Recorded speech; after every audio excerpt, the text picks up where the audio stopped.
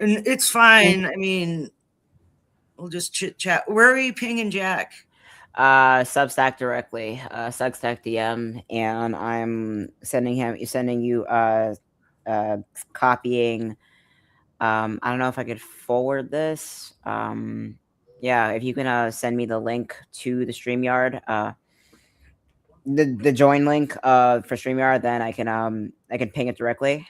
But also I'm just like DMing him directly on Substack. Okay. Okay, I've just added you as admin.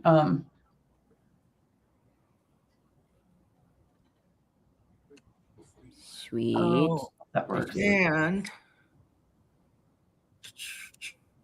I had the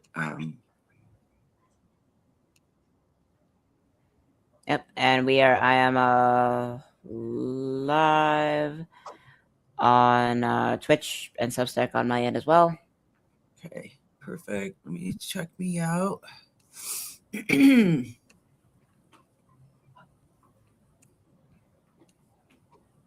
Okay, yeah, we're live.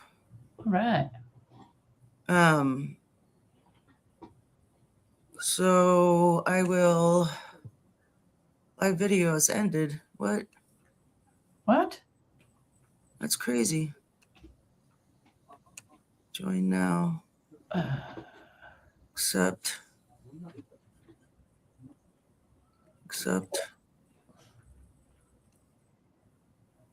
The invite is no longer available. That is so weird. What the heck?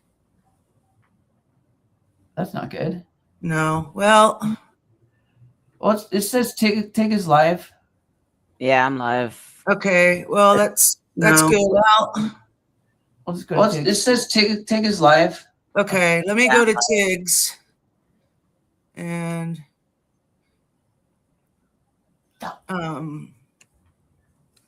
hooray for backup streams. Yeah. Yeah, no kidding. I guess that's the reason why we should do that. Let me see. Still no Jack. Oh, reloading the page. Is still no Jack.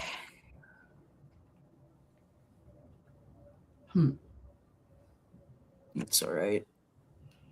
We could just cancel tonight too. I mean, yeah. I mean, if you guys aren't feeling well, that's understandable. But yeah, I mean, if we don't have a guest, I mean, we could always ask someone in the chat if they want to come on. Yeah. Yeah, or Hi, Kimmy. Oh, Kimmy's here. Hello. Hey, Kimmy. I'm still trying to find Tig.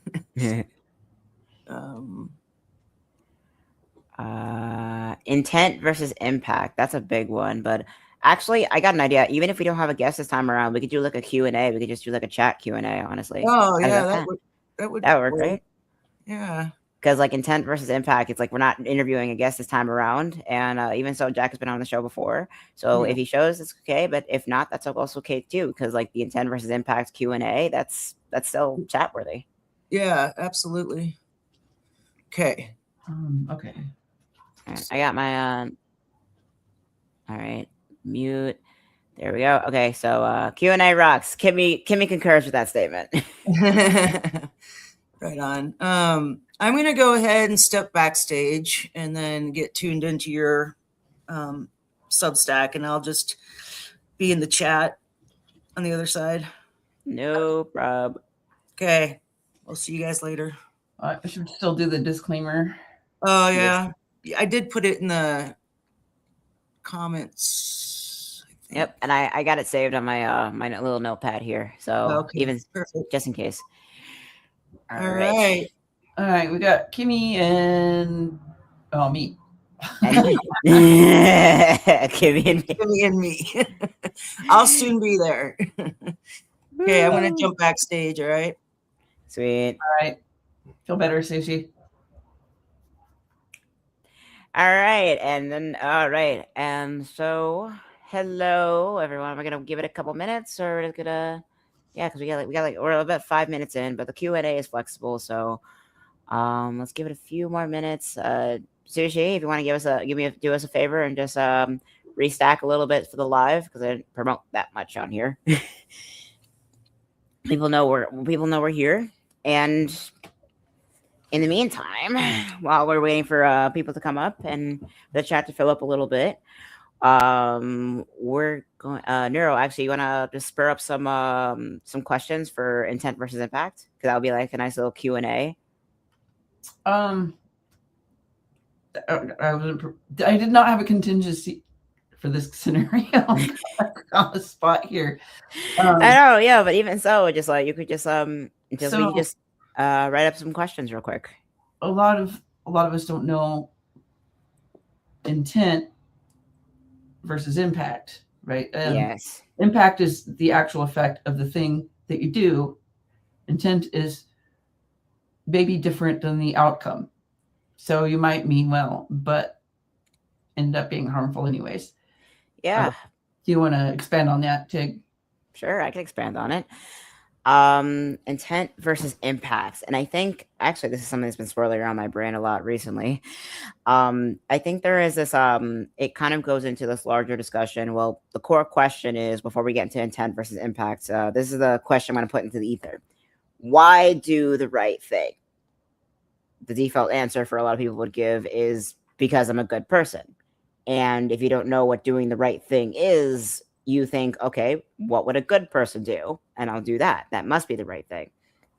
The problem is that this is where it gets into intent versus impact, is because when you try to, when you don't really know what the right thing is, or what your gauge of, if your gauge of doing the right thing is based on what a good person is, you kind of go into this definition of, well, what is a good person? What does that look like?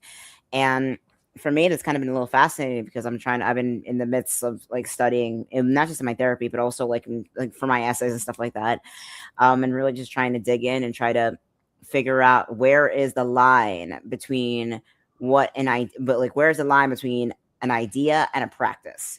Because if your action is based on an intent, then the intent is like, okay, I want this idea of creating a certain, the intent is to have a certain outcome. That is the hope. That is the intent.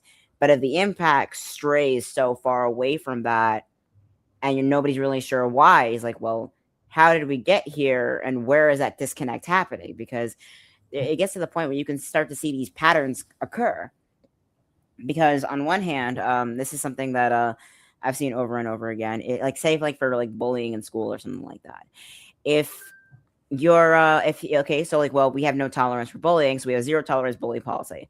So if your zero tolerance bullying is that if two people are fighting with each other, regardless of who started it, they're both going to be either suspended, expelled, etc. That's what zero tolerance. So, and you would think like, oh, okay, so if we just make everyone suffers from bullying the same way, if we enforce this consequence of expulsion, suspension, etc., then that will just stop the problem outright. If you say it's wrong, then if you declare this is what happens to people, then you learn from the consequence of your actions that this is a negative consequence, and you just won't fight anymore. In theory, that sort of makes sense, but in practice, not really. in practice, it kind of gets a little bit murky, because what victims of bullying often learn from that is like, oh, if I'm going to be punished regardless, then I'm not holding back. That results in like zero tolerance policies for bullying actually become kind of factories for kamikaze victims in a way. It's very, very dangerous very, very quickly, because if the outcome is the same regardless of whether you started it or did something wrong or did something to bring this on, then what's the point? Alternatively, the effect could be the person who is protecting themselves or fighting back decides to never fight back and never self-advocate. Yeah.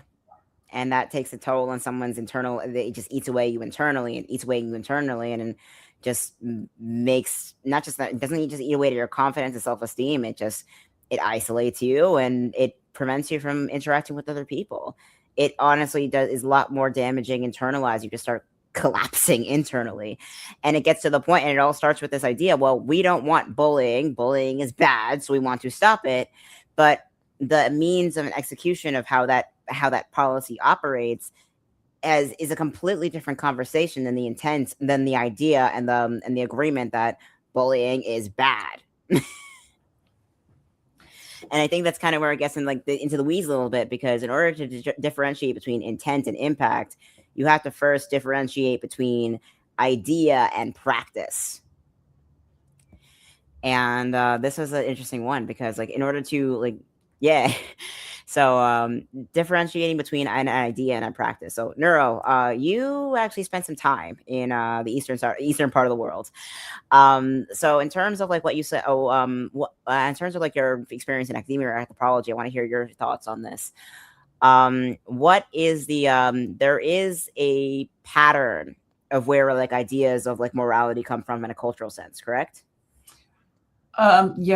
Yes. Morality is definitely has cultural particularities. And China's, I mean, there's a lot that overlaps the same, right? Like don't kill people, don't steal, etc. Yeah. But then you get down to, well, they have thousands of years of authoritarianism in their culture. So it's really ingrained in day-to-day life and family life and school life, like corporal punishments, legal there. And that was something that was, I wasn't required to deliver corporal punishment, so I didn't. And I was also in charge when I was in class. So whatever I said goes. So exactly. And there was like lend me the authority. And so I didn't allow any belittling or hitting of my students. Sometimes that got me in trouble because I had a co-teacher who would verbally and sometimes physically abuse my students, and he wouldn't listen, and I would lay into him verbally about it. And in my second job particularly, that got me pay cuts sometimes, but I kept doing it. You kept doing it anyway. And yeah, because like and it also like because you know that there's like, this is why corporal punishment doesn't really work. It doesn't have the impact behind the intention. It almost never does. You can't like and even then, like authoritarian and that kind of like, this goes in like the parenting styles and attachment styles, like the whole because I said so thing goes out the window when immediately you say, when you the moment you ask why. Yeah, it immediately goes out the window. And I think that like I mean, not just I think, but there's a lot of history behind this, especially in regards to like Western periods of morality, because this whole like, we don't like here in the United States, we don't really have that much of a history of authoritarianism in the States. We don't have that much experience with it. However, we do have this really strong problem with patriarchal imperialism and this idea of benevolent control, benevolent high control groups. It's like, oh, like it's kind of a bit more insidious in a way, because the because I said so thing just goes out the window immediately, because you never really get to the point of asking why when you're surrounded from birth. It's like, oh, this is all that I know, and the alternative is death, damnation, etc., etc. You know, there is this default. It's a different kind of strategy. It's a different form of authoritarianism in a way. It's because like on one hand you're like, oh, so this is beautiful, this is what we have, but if you don't want it, there's always the alternative, burning for eternity and stuff like that. So they pose any other alternative as to what you have and right in front of you as worse than death itself. And that's kind of like that's scariness and that terror that comes into it. It doesn't reinforce it because I said so thing. It kind of creates a trap around it. And it's weird if you think about it. It's a bit weird if you think about it that way, because the moment someone asks why is when they look out and see that the hellfire either isn't there or is not what it was as described. It is the Western, like a Western, like authoritarian, like Western high control groups, I find is very much dependent on the ignorance of what is outside of what you know. You have to be completely isolated from everything in order to stay within that high control group, because the moment you walk outside and see that, oh, this is not the case at all, the whole illusion evaporates. And it's always like really, really terrible and really scary. But I've kind of boggled my mind to think about, like, wait, if the intent was behind, what is the intention behind all of this? Do they genuinely believe they're doing the right thing, or do they genuinely believe what they're doing is some kind of benevolence? The abuse that they're carrying out on people is some kind of kindness? And that's honestly where it gets in the weeds. That's what I'm trying to figure out. I would like to give an example of how one of my intentions turned out to be harmful as a teacher in China. And it's also one of those things that sort of like made me think about surveillance a lot, because China's mass surveillance, and we're just about there to their level. Anyways, so there were, of course, like videos in the classrooms, every classroom and stuff. And if not for that, I would not have known that my perception was off. But I peripherally saw what I saw was not what happened. What I saw was this larger kid shove a smaller kid on the floor. And I got upset with him and, told him like that was not okay. And he got like defensive and argumentative with me. And I thought he was just being kind of difficult. So I'm like, okay, I'm just going to walk into the office and you can like chill out there. And I did. And he ended up crying his eyes out. And other faculty were looking at the video. And my supervisor ended up telling me before the class was even over, she's like, had me come aside and stuff. And she said, watch the video. And what really happened was he was trying to help the other kid tie his shoes and the kid fell. That's what they caught on video. And if not for that video, I would have never known that I was wrong and like how much I like harmed that child. Yeah. And I felt really horrible and I was really apologetic. And I said, I made a mistake. I'm sorry. I'm really glad the video and I was totally wrong. And I'm sorry. I didn't believe you. Yeah. But even so, and that really just like, and I could see how something like that happened if you didn't see the video as to what happened. Like, oh, you would immediately like, oh, then more cameras is a good thing. But even then, there are flaws that can be put in place because especially like something like a lot of people don't realize in the States that we are so surrounded like with smartphones and everything, is that security cameras, like the design, the actual devices themselves, aren't necessarily 100% capable of recording audio by default. Not all CCTV cameras can record audio by default. So the security footage that we have in the States, especially I'm in New York, we have very strict wiretapping laws and everything like that. The audio is never guaranteed, if at all. So what you can see on a security camera isn't always a whole picture either. And that's where things get like very, very, it's not always so one or the other, because on one hand, that security camera like really cleared up the situation with that student you were working with. It could have been really, really terrible.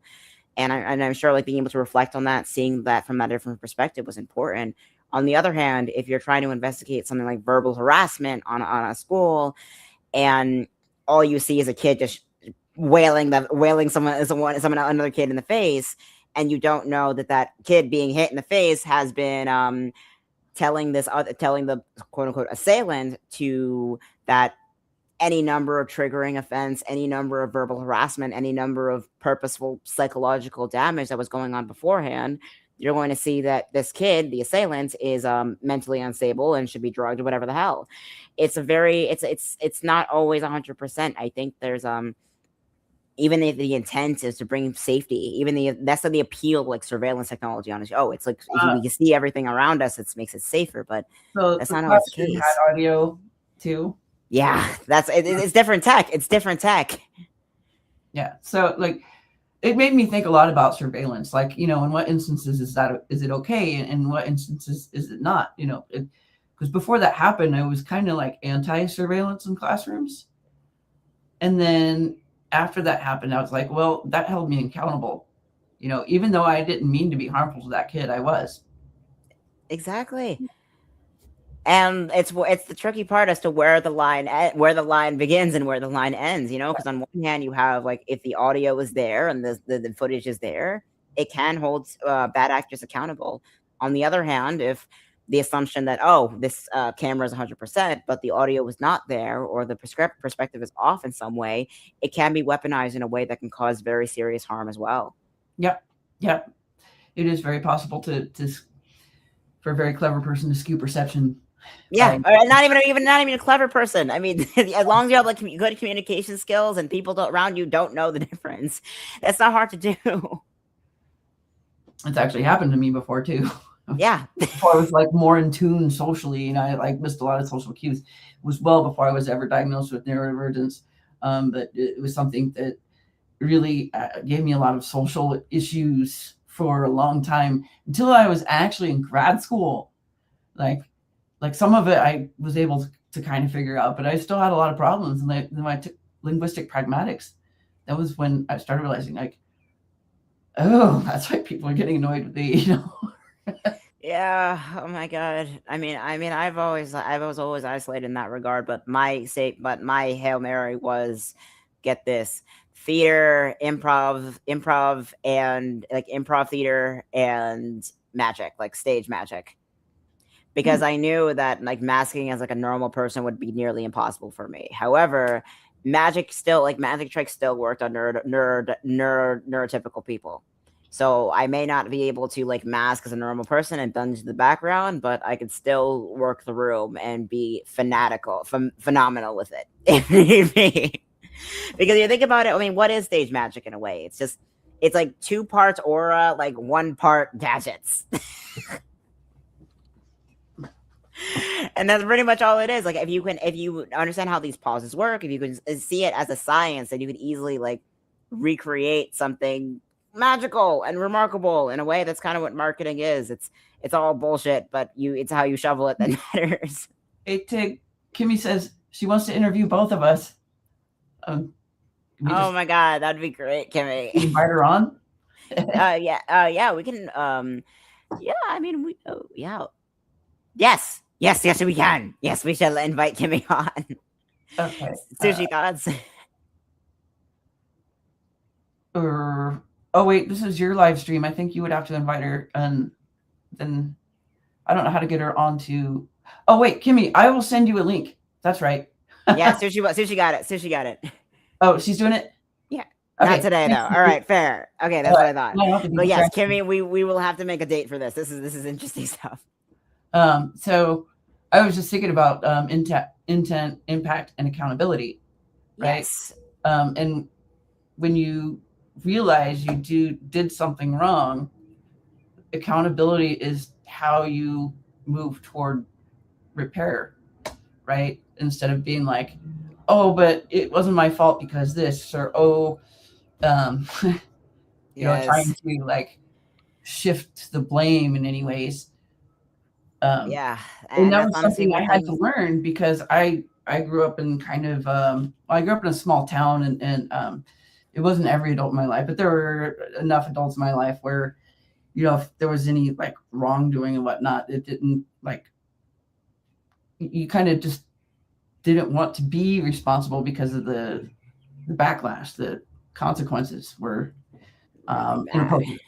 Yeah. And you know, it took me a while to like be like, okay, you know, actually just owning the error and trying to do better says more to the character than trying to hide the fact you were wrong in the first place. And I had to learn that as an adult. Yeah, and that's honestly, and on the flip side, it's very like that on its own is great, but it could also like be undercut and weaponized in that same regard. It's like taking accountability for oneself is always important, but this is honestly the definition that I actually found really important, because the definition accountability is taking ownership over an outcome, while responsibility is taking ownership over an action. Okay. So like in a way, like you can take in terms of like okay, this was an example I can give for this. Okay, so here's a good one. So when I was dorming for a while at college number 1, the 4-year school I was going to for a while, my first housing situation was horrible. And honestly, I can't exactly blame them. I can understand why she was this aggressive, why this person was this, frankly, just plain abusive and hostile and impossible to please. Essentially, she was abused earlier on the semester. She had a lot of things going on herself, but the word accountability was said over and over, like take accountability, take accountability, take accountability. No matter how many times I the kitchen was clean. Okay, that's fine. I applied. I cleaned the kitchen. It still wasn't good enough. Take accountability. And it was almost like, all right, so what exactly is the issue here? Like clean the kitchen, everything's in order, and that's when I realized it wasn't really an issue. The kitchen was not the issue here. The kitchen was not the focus of the frustration. The focus was me. The focus was I was in a situation where I was in a living situation where I was not welcomed.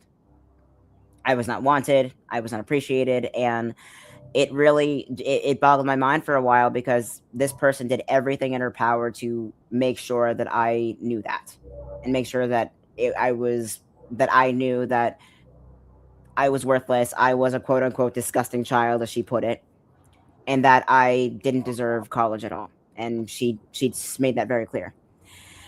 And I realized at that point that what she wanted was not accountability for the actual action. Like, I took responsibility for cleaning the kitchen. That is something I fulfilled.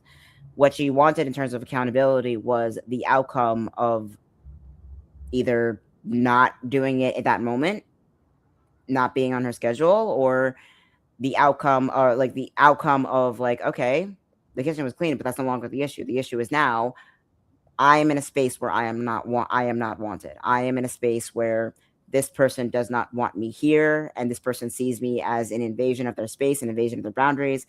And no matter how many steps I take, or just, okay, this will be good, it was never enough. Mm-hmm. And that is something I had to really think about because, okay, especially because there's a lot of puritanicalism with people my age. And there's all right, there is a distinction between accountability and responsibility. You can take responsibility for an action and fix it, but it won't alleviate the stress and impact that action, that the outcome has caused, even if you can't take ownership over the outcome. If it wasn't your intent, not regardless of whether it was intention or not. If the outcome was in terms of the kitchen, if the outcome was, okay, the kitchen was clean, but the outcome was I'm still present in that environment, then no one is happy. No one was happy still. And that outcome, the only way I could really take accountability for that situation was to leave. That was the only way. That was the only acceptable form of accountability I could have taken in that moment. And unfortunately, that's the thing I had to force. That was the situation I was forced into. It was a really damaging and really horrible situation that I was in. And it really screwed up because I was in emancipation already. I was already trying to move away from a previously abusive situation that treated me with the same level of hostility. And I still remember that disgusting child bit years later because it stuck and it left a significant scar. I was already vulnerable.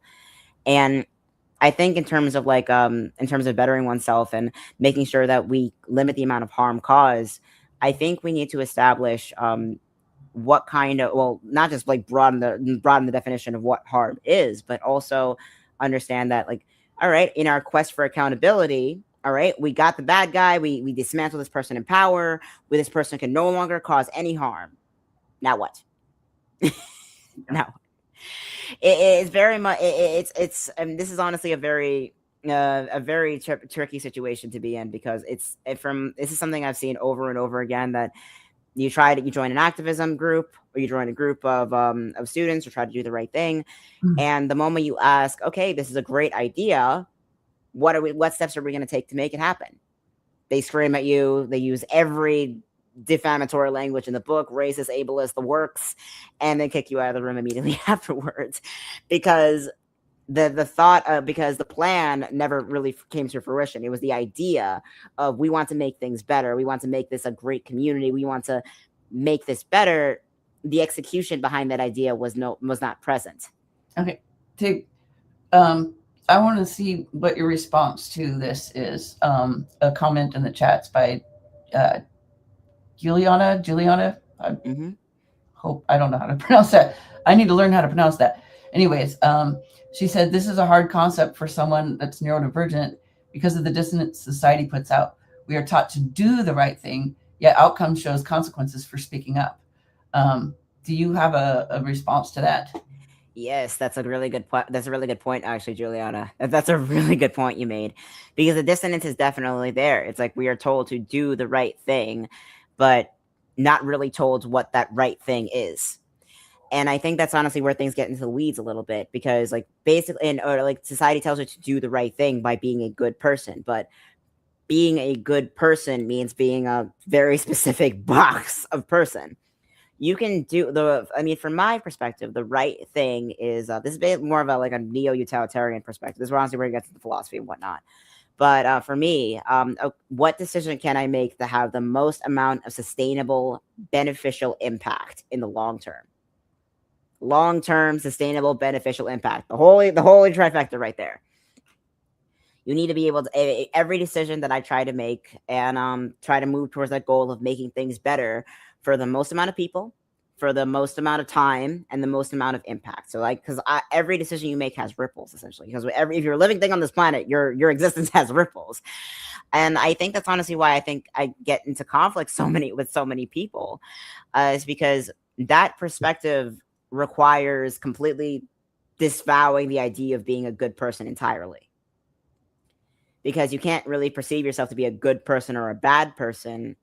You have to just perceive yourself to be a person making the decision to have, that's going to, one way or another, is going to have impact. Because if you make decisions because you think you're a good person, well, that kind of puts it, okay, so that means like, oh, if I'm a good person, that means every decision I make is in line with that idea of being a good person. And if a decision you make has an impact that you didn't really see coming, or did not have the impact in line with your goals, then then it immediately goes into cognitive dissonance a little bit. So like, oh wait, that's not what I meant. That's not what I wanted to happen, or that's not what you wanted to happen, but I am still a good person because my intent matters, even though the harm is and the damage is done. It's a very, very difficult thing to think about, because I mean, the idea of being a good or bad person is so common, and is a very common mentality. And I think that's where, like, that's kind of where this again goes into history, where that line between like religious ideation and cultural philosophy starts. Because ideas can come from a variety of different places that can kind of bleed into culture, regardless of whether you subscribe to a certain belief system or institution or otherwise. I mean, the idea of like karma, like what goes around comes around, that goes all the way back to Hinduism, but it's still stuck around, even if you're not a devout Hindu or have no connection to Hinduism whatsoever. I think that's the thing, the tricky thing with ideas cannot be stopped, ideas cannot be snuffed out, ideas cannot be killed, but ideas can manifest physically into tangible practices. And practices are not just actions, and not just actions that have consequences. Practices are patterns of actions. Practices are a little bit more complex than that. And practices, therefore, can be regulated, can be changed, can be shifted, can be tinkered with. So I think like if you're going to be, I think this idea of being a good person or a bad person kind of completely just misses the point entirely, because it misses the point because it makes every decision you make a battle for your soul in some way. Better Better to think about, like, I don't know, for me personally, is I try not to be an asshole. Just try not to be an asshole. It's not, I don't get to say I'm a good person to somebody else, because there are people out there who think I'm not a good person. I've heard them, and maybe some have forgiven me and maybe some haven't. And I'm also not entitled to that forgiveness. But people are complex, right? There are people who've hurt me, and, I might be unhappy with them about that. But I'm not like necessarily willing to do like I used to do in the past and like drag their name through the mud, right? Like shout from the rooftops what they did, people do things intentionally or unintentionally, and almost no one is wholly good or wholly evil. Most of us are gray. Yeah. Not white or black, gray. Great, yes. And I think that's something we forget, because we're humans. We may be evolved and sophisticated in some ways, but at the end of the day, we are still animals. Animals acting gray nothing all the time. Yeah, exactly. That whole black and white mentality is a part of trauma too. Yes.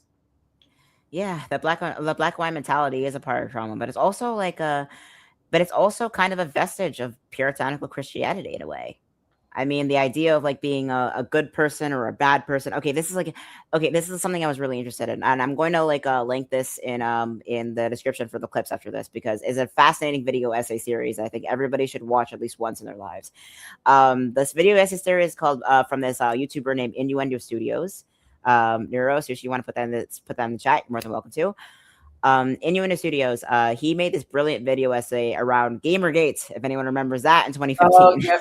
What's her name? Anita Sarkeesian, yes. Yeah.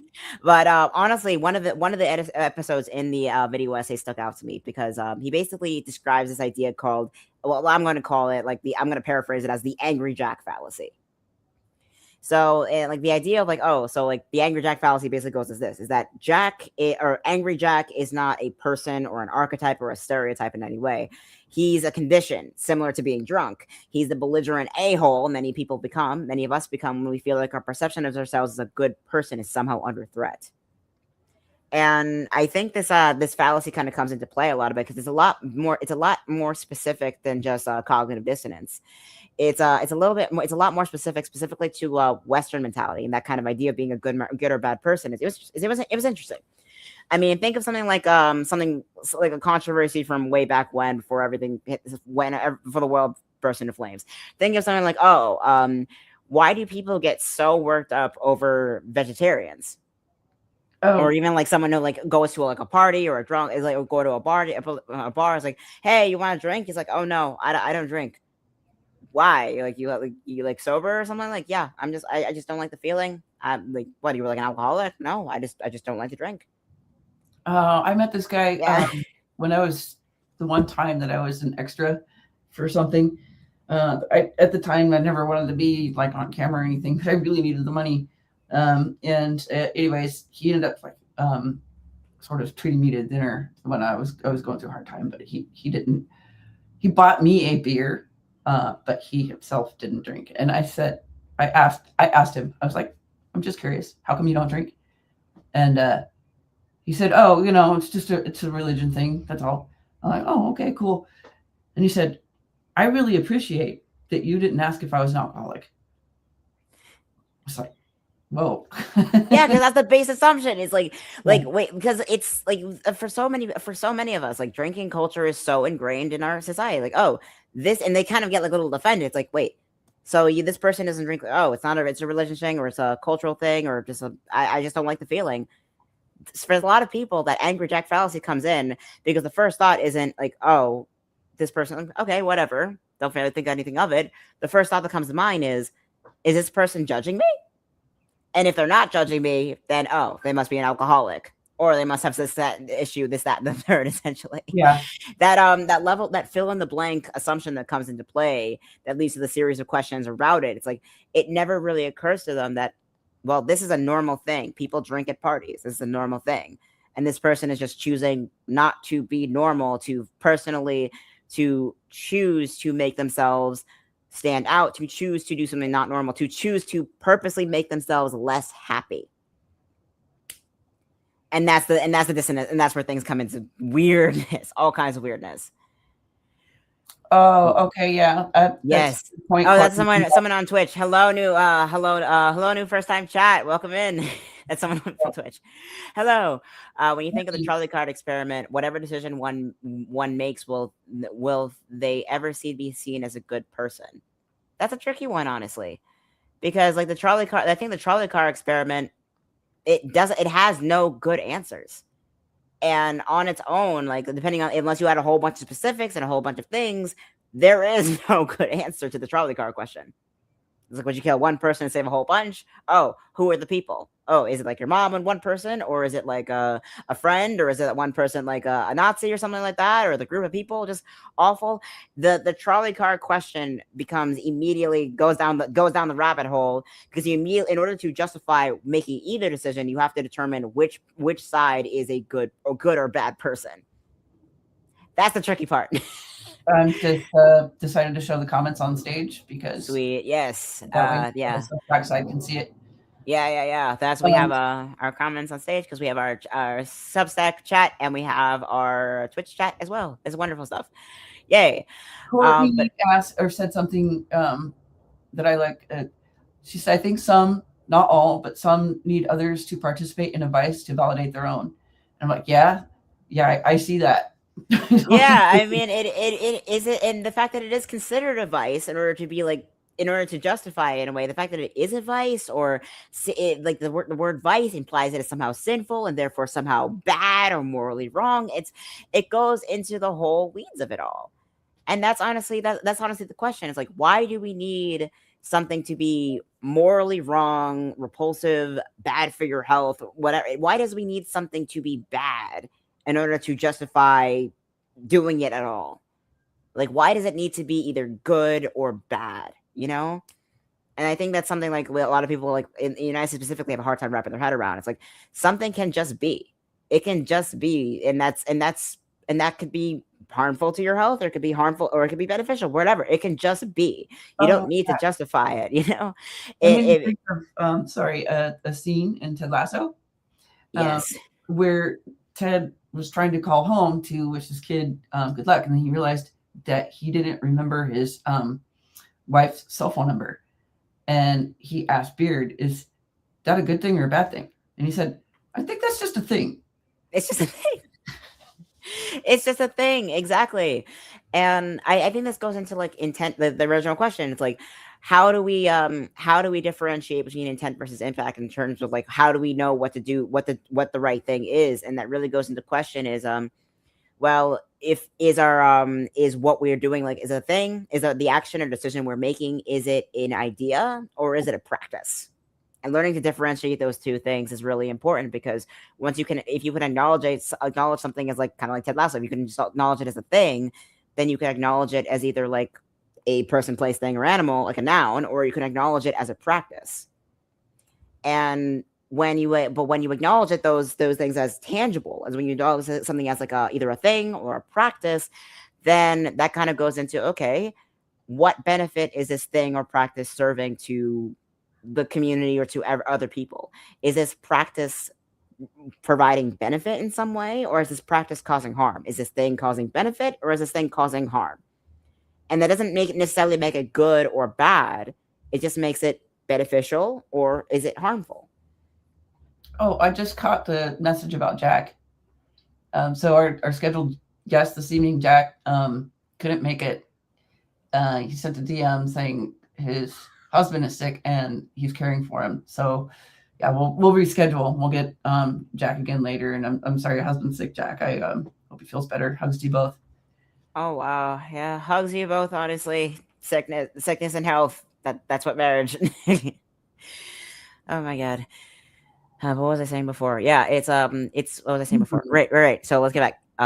Intent versus impact. And okay, so once you acknowledge something as a practice, it stops becoming such a nebulous idea. And this is honestly where it goes back to the bullying example I gave before, because like this idea of well, not even this idea, but like the assumption, if you come to like someone and tell them like, hey, I'm being bullied at school, is like, so what's something that's a common phrase people will tell you? Oh, why do you care what other people think about you? Very common thing. But for me, like I was able to analyze that phrase a little bit more. It's like, you can be aware of the perception of other people. You could be aware, you could be cognizant of the impact you have on others, and the impact other people have on you, without valuing them or caring about them. I think there's like this, if it's a good or bad idea, that's like this idea of being out of sight, out of mind. If I can't see it, I don't care about it, essentially. Therefore, if I don't care about it, therefore it doesn't exist. But that's a very dangerous thing to happen. It's a very dangerous way of thinking, because you can be cognizant of something, you can be aware of something without valuing it or internalizing it or caring about it in that way.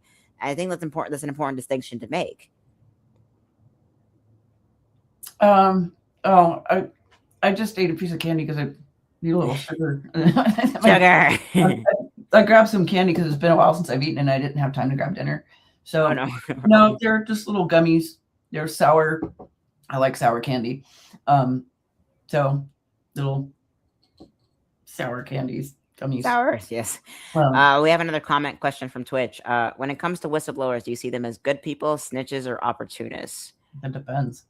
Oh wow, and it's a lot more. It's a lot less than. It's not more than. It's like it's a lot deeper than actually. It depends actually, If they're because going good people, wrong, snitches, or opportunists, those are not necessarily mutually exclusive, nor are they mutually synonymous with each other. right? The idea of like being a snitch or being an opportunist as being separate from being a good person is kind of the problem I was prompting earlier. It's like it's very much like, oh, like why are you telling on someone in power? It's like, oh, are you trying to get something out of it? Like the idea of being a snitch or an opportunist implies a level of deceit, a level of like distrustfulness, a level of snivelity in a way. It's kind of like it seems cowardice. It's a form of cowardice in a way, which honestly is like a very common assumption to have about whistleblowers in many ways, especially like whistleblowers in cases of SA, or whistleblowers in case of like serious abusive practices going on behind the scenes that are committed by very powerful individuals or otherwise. When that power dynamic is in play, it can be very easy to dismiss a whistleblower, or even someone who asks the question as to like, well, why, or ask the question like, okay, how does this work, or why does this happen, or is this practice beneficial in some way? I think that's honestly a very slippery slope to be in, honestly, because you can't really, like, the term whistleblower is a legal term, and good people, snitches, or opportunists are very, very nuanced, or very, very, not even just they're actually the opposite of nuance, or just the opposite of nuance in general. They're just labels to slap on someone to either delegitimize their entire argument, or delegitimize their actions, their ideas, their credibility, their entire existence, or kind of vilify them into this perfect victim box in order to be like, oh, you have to be a perfect victim, looks a very certain way. And that's not always the case. And if it doesn't look that way, then that's where things get into the weeds, because, oh, well, I thought a victim was supposed to lurk this certain mentality. It's not necessarily the case. And I think I think that's honestly where that black and white ideation comes in play again, like the Angry Jack fallacy one more time. Because like, again, this is kind of like an Angry Jack fallacy situation, because on one hand, you could see, for like an Angry Jack kind of person, being normal looks a certain way. Like this isn't SA, this isn't abuse, because abuse is supposed to have all these certain factors. Like for instance, like as SA is something that happens in an alley, in a dark alley, by a strange man in a ski mask, or a misogynist is someone that looks like a fat guy, sweaty guy, balding with a wife beater, essentially. But and for historically society, like this is a quotation from like the video essay again. This response to either like a misogynist, an assailant, or an abuser in some way is to shun, shame, or incarcerate them. So in order so that's kind of like that kind of like that dissonance. Like, okay, if these categories of actions, if these categories of descriptions look a certain way, have a certain description, then someone says, like, someone tells me like, oh, like an Angry Jack says like, oh, but someone tells me that I did this thing, but I am neither a ski mask dude, a sweaty wife beater guy, then this person is trying to shun, shame, or incarcerate me unfairly, and this person is wrong, which makes this person a quote unquote bad person, snitch, or opportunist, etc. And it really comes into play, like, because when you see, not even just when you see, but when you perceive like this idea of what a good person or what a bad person looks like, when you assign the word person to it, you're immediately assigning an identity, an archetype, a vision of what that person should look like. And any deviation from that just makes people very confused. Yeah. So I'm sorry, I strayed away from the chats for a second. No. I was rambling off for a bit. Respond to Courtney, what she said there. Oh yeah. Hello, Courtney. Courtney wrote, those things are not necessarily mutually exclusive either. They may want to do the right thing and want to benefit from it, for example. Yeah. I mean, too much info too fast. Yeah. Sorry about that, Kimmy. I'll try to slow down a bit. Those two things are not mutually exclusive either. They may want to do the right thing and want to benefit from it, for example. Yeah, that's understandable, honestly. I think there is, if you like, especially like in social work or activism work or any other kind of like important work that is often unappreciated or seemingly thankless, there is this expectation like, okay, if I'm going to be helping people, I should be compensated for my work. Being compensated for my work fairly to be able to sustain myself by doing something I care about, by helping people, is not an opportunistic thing to do, and it's not a moral failure in any way to want to desire or need to be compensated for doing thankless work oftentimes. And I think this is I think this is honestly something that's it kind of goes into like, oh, what an activist or what a good virtuous person is supposed to do. Oh, you're supposed to do this without any thanks. You're supposed to be a martyr. You're supposed to be willing to die on the cross for your sins, essentially. But that's not always the case. I think people are people, and a lot of these things that need to be done, like doing the right thing and helping people, these are not just nebulous, good, noble deeds. They're jobs, and they're necessary jobs, and they are valuable jobs, and they are valuable professions. But if we're going to make doing virtuous things a long, sustainable practice, then that practice needs infrastructure. And that infrastructure requires compensation in order to incentivize people to keep doing it. And if the incentivization is not there, whether it be like smiles and faces or financial or livable or being able to sustain yourself compensation, then that practice, then you're going to have less and less people engaging in that practice, because contrary to popular belief, because fear is not more powerful than positive reinforcement. Fear is often a lot more short-sighted than people realize. I mean, if you want to really sustain someone to go the distance for miles and miles and miles, you make it worth their while and incentivize them with positive reinforcement every step of the way. So Kimmy had a question about dreams, or what we think about dreams, but it seemed like a pretty broad question, so I'm kind of asking for a little more specificity. Yeah, and Kimmy had a dip, I think. Oh, Kimmy had to go. Oh, that's too bad. All right. Oh. Yeah, Kimmy had to go. Oh my goodness. Oh, yeah, I see it now. I have to run, pals. Oh. Too much info too fast. I know. Yeah, I just discovered a couple more features on StreamYard. I'm like, oh well, this is how you show comments. Oh well, this is how you do this. Oh, fascinating stuff. So, oh my god. We have another comment from Twitch. Okay. Like if you have like if you have information about a crime, but you only come forward if reward money is offered instead of doing the right thing from the jump, I have a problem with that. Yeah, that's understandable, honestly. That's honestly kind of understandable, but it also depends on like the context of what that crime entails, you know? Because not even just there's always like the vices, the bad things, you know, like there is don't cry, don't hurt people on purpose, don't kill, don't steal, don't rape, abuse, etc. But if the reward money is the only thing preventing them from doing that, it's one thing to just not come forward without the reward money. It's another thing to not come forward if you're being scared, if you're scared of coming forward, if you're scared of retaliation. If you're scared of some kind of people coming after you, that's a whole other conversation entirely. So I think like reward money on its own is kind of misguided, because like it's one thing to offer reward money in exchange for tips. It's another thing to ask people to dangle money in front of people's faces and risk retaliation if they know something and are scared to come forward. It's like it kind of goes into like the intent versus impact conversation, because if you have money, no, there isn't enough money in the world that some people are willing to die for.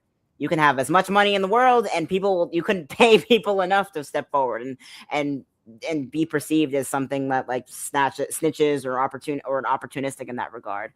So I think that kind of that's less of a critique on people coming forward and doing the right thing and the bystander effect, and more so of a critique on how we incentivize people coming forward in general, how little trust we have in our institutions that are supposed to protect us, how little trust we have in their ability to protect people that come forward, and our ability to protect people in general.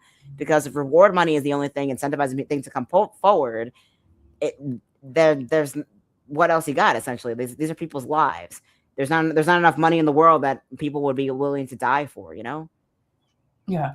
Okay, so we're getting close to the top of the hour. So we should probably think about wrapping it up and Yeah. thinking Yeah, our. this is a fascinating conversation, honestly. Yeah. I'm sorry, I'm not able to keep up well today. For a different conversation. I know this is a fascinating conversation, honestly. We try to have like our guests do most of the talking, so I'm like, oh, I'm not good at doing most of the talking. And I'm a little too good at it, unfortunately. That's okay. I think that's one of those where that trade was very much needed today, Tig. Because I'm like, crap, I'm my brain's slow. This is like a Substack TED Talk. This was awesome. Oh my god, we should do this more often. Honestly, we should just have like general like to be considered conversations about like humanity and stuff like that. That'd be fun. Yeah, we could do that at a different time slot. Yeah, we could do that. We could have that at a different time slot. All right, Tig, what brings you joy? Something that brings me joy. I'm not gonna lie, I had a pretty shit day today. I was crying a lot today.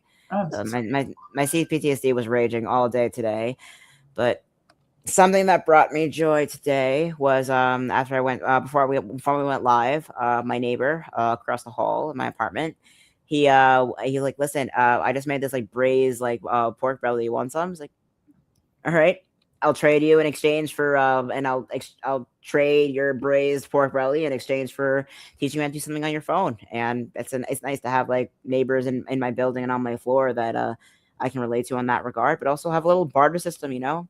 It's nice that even if I wasn't like having it today, not willing to talk, I was just not really having it, a lot of pain. Someone's like, hey, listen, it's okay. You just I'll just do your thing. Here, take some, have at it. And it's nice to be, that's something that brought me a little bit of joy before coming online today. And that's something that brought me a lot of joy. I wanted to share a new doodle I was working on, but it's not showing up on camera. Shoot. Sushi and like, I mean, I can try, but you're probably not going to be able to see it so well. But I'm learning new techniques with bubbles and trying to bubbles more colorful and pop out a little bit more without actually looking like they're popping. So I was really having a lot of joy with that today. Other than that, it's sour candy. I really love sour candy. Sour candy is good. You heard right, citric acid. Sour candy is delicious. Some of them are more sour than others, so I don't want to like eat a whole bunch of them on screen. Thank you, Court. So yeah, we've just got like a few minutes left.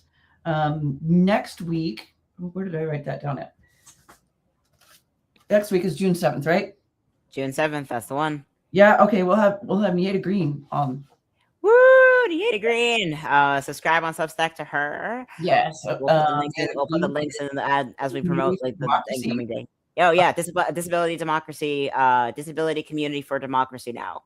Yeah, and well, I think another way you can find it is what's it called? Nothing About Us Without Us. Yes, that's her live show. It's wonderful. Yeah, I really enjoy Nieta, and she could be a little spicy sometimes. Yes. Go. she's not afraid to push back. That's what I love about her. And then the week after that we'll have Aaron O'Brien. I don't know a whole lot about that. I'm gonna have to ask Sushi. And Sharon Rise and Crumble, and then our last Sunday we'll have Natasha K and A. Evie. Ooh, yay! So we've got a really awesome month lined up. And I just realized it's Pride Month coming up. Pride Month. Yeah, tomorrow Pride Month starts. Pride Month starts. Oh my god, it's gonna be It's gonna be one hell of a summer. I'll tell you that. But with that being said, shall we do our shameless plugs? Yeah, you can find me, Neurodivergent Hodgepodge. Probably already know where I am on Substack. I also just started a Twitch account and a Facebook page. The Facebook page in particular has a paucity of followers, and I have to be on it for like 60 days and have 100 followers before I can live stream to that. Neurodivergent Hodgepodge is also on Blue Sky. I don't have an Instagram yet, but I'm trying to get myself to be more ubiquitous. I'm really bad at cross posting. Yeah, I gotta share some of my tips with you on that. One by one, and I hate that. Yeah. The live streams are easy because StreamYard, I can just plug them in Ooh. and done. Okay, you go, Tig. All right. I'm Tig, Tig M. I'm the writer of Tigology. On Substack. It's a little publication I write, which just essentially just trying to figure out how to do the right thing as to what that is, and also new ideas of things we could do to make the world a better place.